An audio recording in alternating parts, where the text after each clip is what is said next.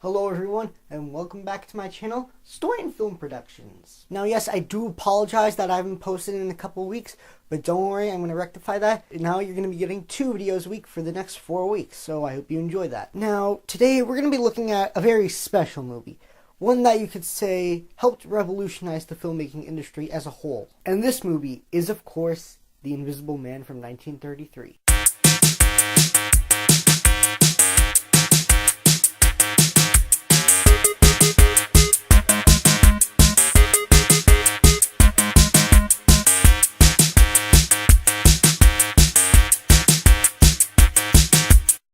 The Invisible Man is the story of Jack Griffin, who finds a potion that can make him turn invisible. Only one problem. The side effect to this is that it basically makes you go crazy. And throughout the film, we slowly see the progression of Jack Griffin as he goes from sane to flat-out evil. Now, I'm not going to lie.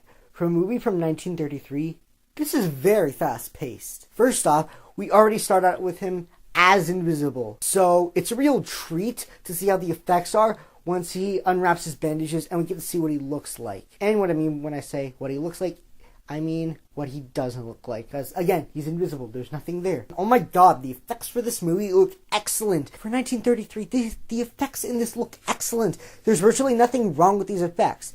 If I did have to nitpick one teeny tiny little thing, it's that there is one small shot where he's invisible and you can see his face from the side and you see the wall behind him, but you can see like the outline of his head kind of, but that's just a small nitpick and I'm not going to dock the movie any points for it. So yeah, this movie did really well and everyone really enjoys it. Now I have to give Claude Rains and James Whale both props for making this movie work.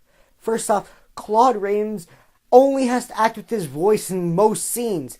Because in the beginning, he's completely covered. You can't see his face. He doesn't show any expression. And then once he becomes invisible and starts being like nothing there, he just has to act with his voice.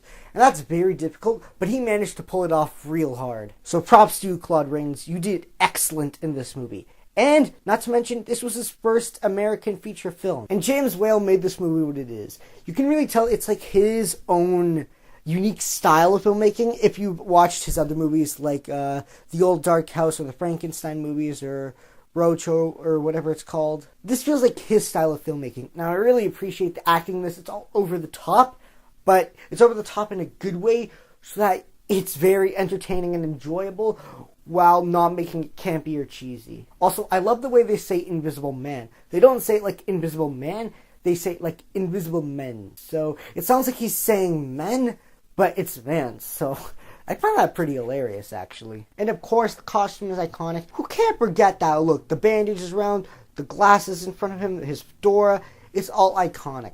Now, if you're a fan of the Universal Monsters like I am, I'm going to admit, I just saw these movies like a couple months ago. I just saw Invisible Man like this weekend, so this was a really good movie to start off with.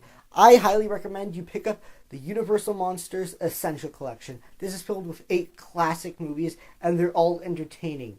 And they're all on Blu-ray. Plus, Creature from the Black Lagoon comes in 2D and 3D versions. So, pick this up if you really want to see the monsters in their full glory. Not to mention, it also comes with a neat little book, so I really appreciate that. It looks excellent. So overall, yeah, virtually everyone in this movie does an excellent job. Even the supporting characters, like the person who plays Kemp, or the doctor, or his fiancée, they all did really well.